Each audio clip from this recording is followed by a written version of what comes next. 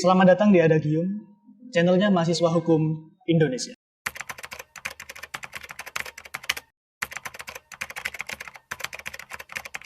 Ibu yang bernama Nur Hayati yang mencoba melaporkan kepala desanya. Wanita di Cirebon, Jawa Barat menjadi tersangka kasus korupsi setelah melaporkan atasannya yang diduga melakukan korupsi dana desa. Seorang wanita di Cirebon, Jawa Barat mendadak viral di media sosial. Ia mengaku sebagai pelapor dugaan kasus korupsi namun justru ditetapkan sebagai tersangka oleh polisi. Kalian tahu nggak? Belakangan ini kita dihebohkan oleh satu kasus yang dimana kasus ini menyita perhatian banyak publik di Indonesia. Kasus ini berkaitan dengan penetapan tersangka terhadap pelapor tindak pidana korupsi. Bagaimana sih alur ceritanya? Jadi kasus ini diawali ketika Nur Hayati, perempuan asal desa Citemu, Kecamatan Mundu, Kabupaten Cirebon, Jawa Barat, melaporkan kasus korupsi yang dilakukan oleh Bapak Supriyadi selaku kepala desanya. Namun anehnya malah dia yang jadi tersangka. Nur Hayati diketahui merupakan kepala urusan keuangan desa Citemu yang mengaku kecewa dengan sikap aparat penegak hukum. Menurut pihak aparat penegak hukum, Ibu Nur Hayati diduga turut serta membantu terjadinya tindak pidana korupsi yang dimana Ibu Nur Hayati diduga memberikan secara langsung uang hasil korupsi yang dilakukan oleh Supriyadi selaku kepala desa dari desa Citemu.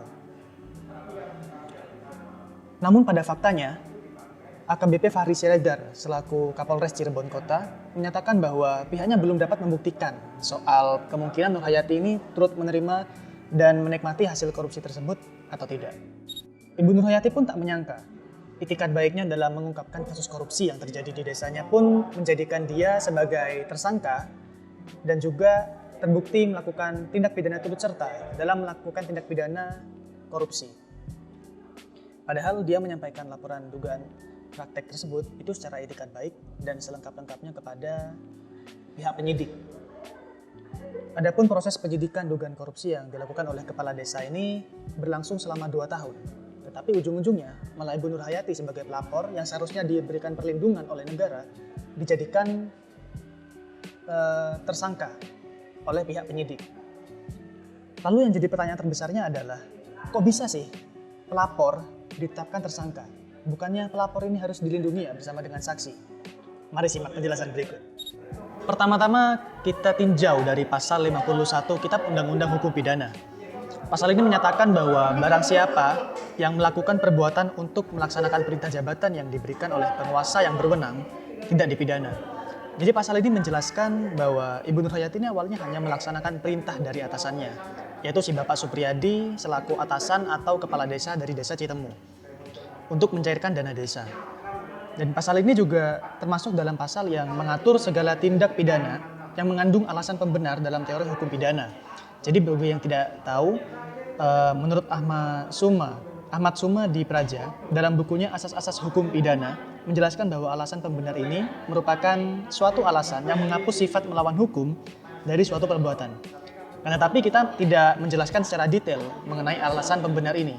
Kita akan langsung fokus untuk menganalisis dari kasus yang ada di Ibu Nur Hayati ini. Lalu yang kedua, kita tinjau dari Undang-Undang Nomor 31 Tahun 2014 tentang perubahan kedua atas Undang-Undang Nomor 13 Tahun 2006 tentang perlindungan saksi atau korban, yang dimana kita sebut dengan Undang-Undang Perlindungan Saksi dan Korban.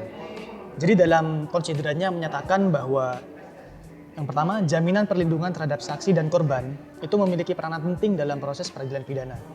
Sehingga dengan keterangan saksi dan korban diberikan secara bebas dari rasa takut dan ancaman dapat mengungkap takut dan ancaman dalam mengungkap suatu tindak pidana. Dan yang berikutnya, untuk meningkatkan upaya pengungkapan secara menyeluruh suatu tindak pidana, khususnya tindak pidana transnasional yang terorganisasi, perlu juga diberikan perlindungan terhadap saksi pelaku, pelapor, dan ahli. Jadi melalui pertimbangan dan juga konsideran yang ada di undang-undang tersebut, sudah kita ketahui bahwasannya saksi pelaku, pelapor, dan ahli wajib dilindungi oleh negara berdasarkan Undang-Undang Nomor 13 Tahun 2014 ini. Lalu kita lihat lagi dalam pasal 10 undang-undang ini, mengatur bahwa ayat 1, saksi korban, saksi pelaku, dan atau pelapor tidak dapat dituntut secara hukum, baik pidana maupun perdata atas kesaksian dan atau laporan yang akan, sedang, atau telah diberikannya kecuali kesaksian atau laporan tersebut diberikan tidak dengan itikat yang baik. Lalu, apa sih yang dimaksud dengan tidak dengan itikat yang baik? Jadi, menurut penjelasan pasal 10 ayat 1 ini, yang dimaksud dengan memberikan kesaksian dengan tidak digunakannya itikat baik, antara lain memberikan keterangan palsu, sumpah palsu, dan pemufakatan jahat. Lalu yang ayat 2, dalam hal terdapat tuntutan hukum terhadap saksi, korban, saksi pelaku, dan atau pelapor atas kesaksian dan atau laporan yang akan, sedang, atau telah diberikan, tuntutan hukum tersebut wajib ditunda hingga kasus yang ia laporkan atau yang ia berikan telah diputus oleh pengadilan dan memperoleh kekuatan hukum tetap. Nah, jadi dalam ketentuan-ketentuan pasal tersebut secara jelas mengatakan bahwa pelapor ini tidak dapat dituntut secara hukum ketika mereka sedang melaporkan suatu kasus. Contohnya seperti kasus Ibu Nur Hayati, yaitu kasus tindak pidana. Dapat disimpulkan bahwasannya pelapor merupakan subjek hukum yang dilindungi dalam ketentuan dalam pasal ini. Lalu kita akan lihat lagi mengenai itikat baik dari Ibu Nur Hayati ini. Apakah Ibu Nur Hayati ini melakukan pelaporan tersebut dengan itikat tidak baik?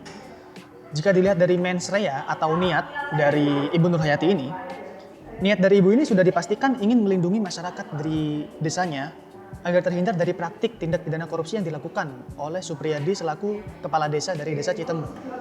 Maka sudah dapat dipastikan bahwa niat ibu ini untuk melaporkan berdasarkan itikat yang baik. Namun mengenai terbuktinya mens rea atau niat dari Ibu Nur Hayati ini, apakah memang benar ada itikat baik atau tidak, itu semua tergantung dari wewenang penyidik yang memeriksa dan juga hal tersebut merupakan wewenang dari pihak aparat penegak hukum. Lalu kita tinjau lagi dari pasal 10 ayat 2. Dalam pasal ini juga menyatakan bahwasannya apabila memang ditemukan adanya dugaan tindak pidana yang dilakukan oleh Ibu Nur Hayati ini, berdasarkan undang-undang ini, maka sepatutnya diselesaikan terlebih dahulu kasus pertama yang dilaporkan oleh Ibu Nur Hayati. Baru ketika ketika memang benar-benar ditemukannya dugaan tindak pidana oleh Ibu Nur Hayati, maka kasusnya akan diperiksa setelah kasus yang pertama bersifat inkrah, yaitu kasus kepala desa dari desa Citemu. Karena dalam ayat 2 ini dijelaskan tuntutan hukum dari saksi, korban, saksi pelaku dan atau pelapor itu wajib ditunda sehingga kasus yang ia laporkan berkekuatan hukum tetap. Lalu yang menjadi pertanyaan bagi para masyarakat di sini adalah jika sudah terlanjur ditetapkan sebagai tersangka, bagaimana solusinya untuk menemukan titik terang dalam permasalahan ini? Jadi dalam dunia hukum teman-teman itu dikenal adanya pra-peradilan. Jadi yang belum mengerti mengenai pra-peradilan ini adalah menurut pasal 1 angka 10 Kitab Undang-Undang Hukum Acara Pidana adalah wewenang pengadilan negeri untuk memeriksa dan memutus cara yang diatur dalam undang-undang ini tentang sah atau tidaknya suatu penangkapan dan atau penahanan atas permintaan tersangka atau keluarganya atau pihak lain atas kuasa tersangka, dan sah atau tidaknya penghentian penyidikan atau penghentian penuntutan atas permintaan demi tegaknya hukum dan keadilan. Dan juga permintaan ganti kerugian atau rehabilitasi oleh tersangka yang perkaranya tidak diajukan ke pengadilan. Akan tetapi Mahkamah Konstitusi juga menambahkan ketentuan mengenai objek pra-peradilan yang diatur dalam pasal 77 KUHP. Jadi melalui putusan MK nomor 21/PUU/2014 menyatakan bahwasannya penetapan tersangka, penyitaan serta penggeledahan itu menjadi objek pra-peradilan. Namun terdapat ada disclaimer dalam yang akan saya bahas ini, yaitu pra-peradilan tidak memeriksa menyangkut pokok perkara atau inti dari kasus yang menjerat Ibu Nur Hayati, melainkan mengenai prosedur atas penetapan tersangka oleh Ibu Nur Hayati ini. Sebagai objek pra-peradilan dapat menjadikan angin segar bagi Ibu Nur Hayati dalam mencari keadilan apabila memang tidak ditemukannya bukti-bukti bahwa Ibu Nur Hayati ini melakukan tindak pidana. Jadi sebagai upayanya, Ibu Nur Hayati ini dapat mengajukan permohonan pra-peradilan kepada pengadilan negeri setempat. Jadi teman-teman, telah kita bahas mengenai kasus Ibu Nur Hayati. Jadi jika bisa saya simpulkan, berdasarkan kasus tersebut, jika ditinjau dari pasal 51 KUHP, seseorang tidak dapat dijerat pidana apabila tindakan tersebut dilakukan untuk melaksanakan perintah jabatan yang diberikan oleh penguasa yang berwenang. Jadi berdasarkan penjelasan sebelumnya dapat disimpulkan juga bahwa berdasarkan Undang-Undang Perlindungan Saksi dan Korban, pelapor tindak pidana berhak mendapatkan perlindungan dan berdasarkan ketentuan pasal 10 ayat 1, pelapor tidak dapat dituntut secara hukum atas laporan yang akan, sedang, atau telah diberikannya, kecuali kesaksian atau laporan tersebut diberikan tidak dengan itikat baik.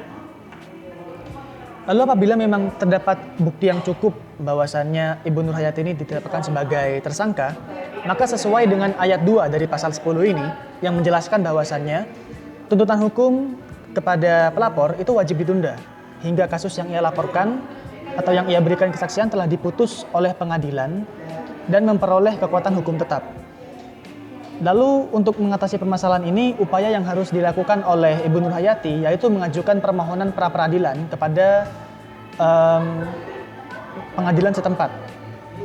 Apabila memang dirasa penetapan tersangka itu dilakukan secara sewenang-wenang oleh aparat penegak hukum. Nah, sekarang saya mau bertanya kepada sahabat hukum di sini yang sedang menyaksikan video ini tentunya. Menurut pendapat kalian, apakah tindakan yang dilakukan oleh aparat penegak hukum itu dapat dibenarkan dalam menetapkan tersangka kepada Ibu Nur Hayati? Padahal undang-undang telah berkata demikian. Untuk diskusi, silakan kita diskusi di kolom komentar ya. Jadi itu saja pendapat dari kami dan juga penjelasan dari kami. Perlu ditegaskan kembali bahwasannya konten dari video ini digunakan hanya murni untuk menyampaikan pendapat saja dan juga untuk membagikan ilmu pengetahuan kepada teman-teman di sini dan juga untuk membagikan wawasan-wawasan yang telah kami miliki sebagai mahasiswa hukum. Dan thank you for watching and have a beautiful day, my friend.